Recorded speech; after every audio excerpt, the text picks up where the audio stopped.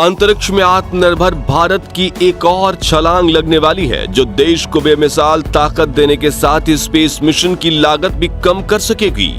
इसरो ने किया ऐसा कारनामा, पूरी दुनिया है सदमे में। डेवलप की ऐसी तकनीक जिसने उड़ाई नासा की नींद।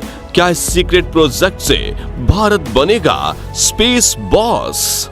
साथियों, जहां एक और पूरी दुनिया की निगाहें चंद्रयान 3 पर थी, वहीं इसरो ने स्पेस में एक ऐसा मिलिट्री पावर प्रोजेक्ट बनाया है जिससे भारत की ताकत अब कई गुना बढ़ने वाली है। आइए आज इस वीडियो में हम इसरो की नई उपलब्धि के बारे में जानते हैं। दोस्तों, अभी तक पाकिस्तान और चीन अक्सर हमें परमाणु हमलों की धमकियां दिया करते थे, लेकिन अब भारत के पास एक ऐसा हथियार आ गया है जिससे अमेरिका भी अब कभी हमसे उलझने की कोशिश नहीं करेगा। जहां ड्रैगन हमारे डीआरडीओ की जासूसी कराने की फिराक में था, लेकिन हमारे इस मिशन से ड्रैगन हो गया है चारों खाने चित। एक ऐसी तकनीक जो पलक झपकते ही किसी भी युद्ध की दिशा ही बदल दे।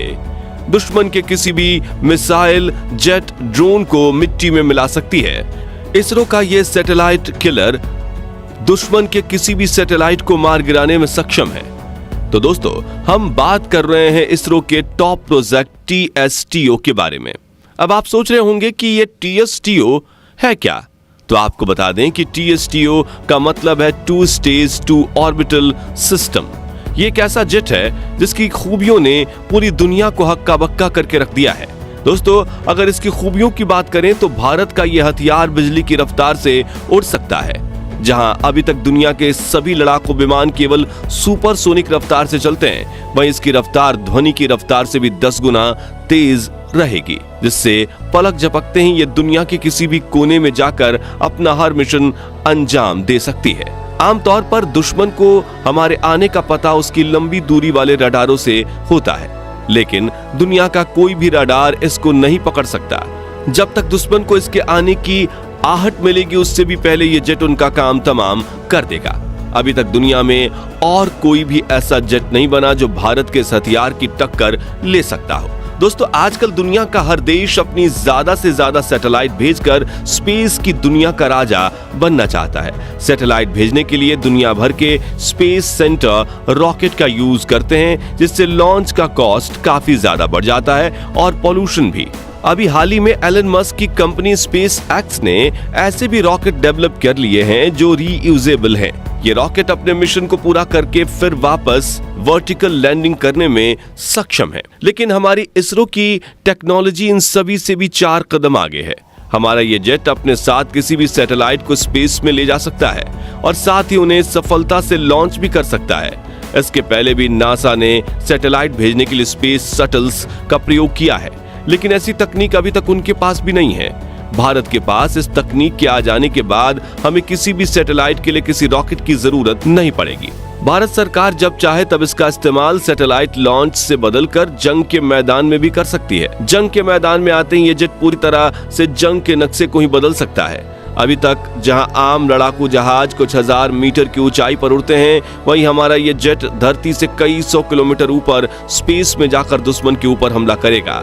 ये दुश्मन के ऊपर ऐसे ऐसे हथियारों से हमला कर सकता है जिससे उसका बचना मुश्किल ही नहीं, नामुमकिन है। इसमें एक ऐसी मिसाइल भी लगाई जाएगी जो हाइपरसोनिक रफ्तार से अपने टारगेट को हिट करेगी। इसमें लगाए जाने वाले डायरेक्ट एनर्जी वेपन से दुश्मन के किसी भी हिस्से में एकदम सटीकता के साथ वार किया जा सकता है। स्पेस में ही रहने के कारण इसकी मदद से हम जब चाहे तब दुश्मन के किसी भी सैटेलाइट को निशाना बनाकर उसे नष्ट भी कर सकते हैं। जंग जैसे किसी भी हालात में भारत का ये अटैक हमारे पड़ोसी ड्रैगन पर लगाम लगाकर उसे कुछ समय के लिए अंधा कर सकता है। वैसे दोस्तों, आप ऐसा कतई ना समझे कि हम इसका इस्तेमाल केवल जंग जैसे हालातों में ही कर सकते हैं, बल्कि इसका प्रयोग तो जासूसी के लिए भी किया जा सकता है। भारत की ये तीसरी आंख दुनिया के किसी भी कोने में नजर रख सकती है।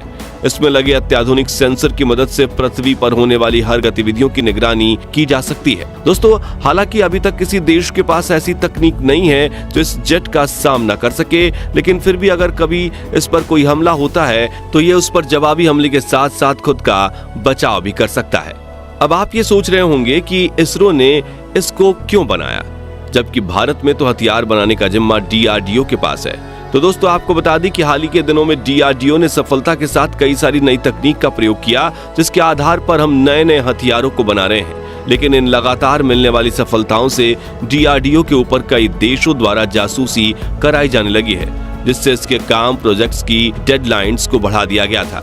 इधर सबका ध्यान DRDO पर था, तब तक इसरो ने अपना काम कर दिया। इस प्रोजेक्ट को इतने गुपचुप तरीके से आगे बढ़ाया गया कि किसी को कानो कान इसकी भनक नहीं लगी और अब इसने अपने आप को सुपर पावर समझने वाले अमेरिका के भी होश उड़ा दिए हैं। जो नासा भारत के चंद्रयान 1 के द्वारा की गई खोज को नकार रहा था, वहां आज इसरो के साथ मिलकर काम करने का ऑफर भी दे डाला है। दोस्तों इस समय भारत के वैज्ञानिक इतनी तेजी से काम कर रहे हैं जिसका कोई जवाब नहीं है और इस प्रोजेक्ट से तो पूरी दुनिया उनकी प्रतिभा का लोहा मान रही है। इसरो अब न केवल स्पेस में लगातार अपने मिशन भेज रहा है, बल्कि TSTO जैसे प्रोजेक्ट्स करके देश को महफूज करने में भी मदद कर रहा है। इन सब मिशंस को देखते हुए इसरो को भारत का न्यू ट्रांसफॉर्मर भी कहा जाने लगा है। वैज्ञानिक TSTO को 2030 में लॉन्च करना चाहते हैं और अभी से ही इसके लॉन्च की तैयारियां शुरू की जा चुकी हैं। जी हां दोस्तों, इसमें इतना चौंकने वाली बात नहीं है। सच में इसरो ने अभी से ही 2030 में अपने TSTO मिशन को लॉन्च करने की तैयारियां शुरू कर दी हैं। अब आप पूछेंगे कि वो भला कैसे, तो आपको बता दें कि अभी हाल ही में आपने reusable launch vehicle technology demonstrate RLV-TD के परीक्षण के बारे में सुना होगा। वो व्हीकल भी इसी TS2 मिशन का हिस्सा है। ये RLV एक तरह का ऑर्बिटल रिटर्न व्हीकल ORV है, जिसका मतलब यह है कि एक बार लॉन्च करने के बाद फिर से अर्थ के ऑर्बिट में प्रवेश करेगा। यह हमारे वैज्ञानिकों के बहुत ही जीनियस माइंड का एक नतीजा है। इसरो ने अपने इस व्हीकल का टेस्ट 2 अप्रैल 2023 को aeronautical test range NTR Chitradurga Karnataka में किया था, जिसमें इस स्पेसक्राफ्ट को भारतीय सेना के चिनूक हेलीकॉप्टर की मदद से हवा में 4.5 किलोमीटर की ऊंचाई पर ले जाया गया और फिर वहीं से इसे फ्री फॉल करने के लिए छोड़ दिया गया था। 30 मिनट में इस स्पेस लॉन्च व्हीकल ने सफलता के साथ अपने पहले से ही फिक्स किए हुए रनवे पर लैंड किया और सबसे बड़ी बात तो यह है कि इस पूरे टेस्ट के दौरान यह व्हीकल ऑटोनोमस मोड में था। ऑटोनोमस मोड का मतलब यह है कि हवा में छोड़ने के बाद इसका किसी भी स्टेशन से कोई कनेक्शन नहीं था और ना ही इसमें कोई पायलट मौजूद था। ये पूरी लैंडिंग इस स्पेस लॉन्च व्हीकल ने खुद की। ऐसा ही एक स्पेस लॉन्च व्हीकल अमेरिका, रूस, जापान, चीन समेत पूरी दुनिया की स्पेस एजेंसीज बनाना चाहती हैं, लेकिन अभी तक किसी को सफलता नहीं मिली। जब TSTO प्लेन बन जाएगा तो पायलट इसे किसी आम प्लेन की तरह उड़ा पाएंगे। इस अकेले प्लेन में 3 तरह के इंजन लगाए जाएंगे। जैसे ही ये प्लेन जमीन से 15 किलोमीटर की ऊंचाई पर पहुंचेगा, टर्बो फैन इंजन का फ्यूल बंद कर दिया जाएगा, जिसके बाद इसमें लगा रैमजेट इंजन चालू होगा जो इसे तेजी से ऊपर लेकर जाएगा। 25 किलोमीटर की ऊंचाई पर इसके रेमजेट इंजन की जगह इसका स्क्रैमजेट इंजन चालू होगा, जिससे इसकी रफ्तार माक 12 तक पहुंच जाएगी, जहां से यह किसी भी तरह के हथियार दाग कर दुश्मन को बर्बाद कर देगा। तो दोस्तों ये था इसरो का टॉप प्रोजेक्ट TSTO। अगर आपको भी इसरो के इस मिशन पर गर्व है तो चैनल को सब्सक्राइब कर बेल आइकन को जरूर दबाएं। वीडियो लास्ट तक देखने के लिए धन्यवाद।